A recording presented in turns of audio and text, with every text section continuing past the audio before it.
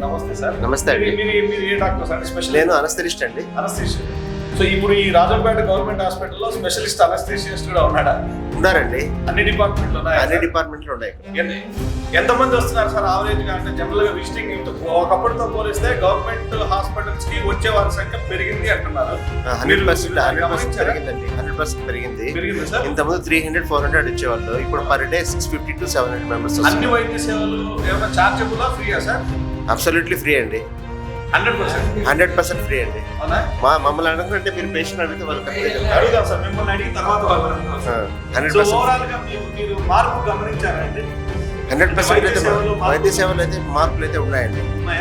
Patient అంటే accommodation కానీ, patient facilities కానీ, టాబ్లెట్స్ కానీ, ఇంతకుముందు కొన్ని యాంటీబయాటిక్స్ ఉండేవి. ఇప్పుడు యాంటీబయాటిక్స్ కూడా మినిమం అంటే ఒక 10 వెరైటీస్ ఆఫ్ యాంటీబయాటిక్స్ ఉన్నాయి, పెయిన్ కిల్లర్స్ ఉన్నాయి,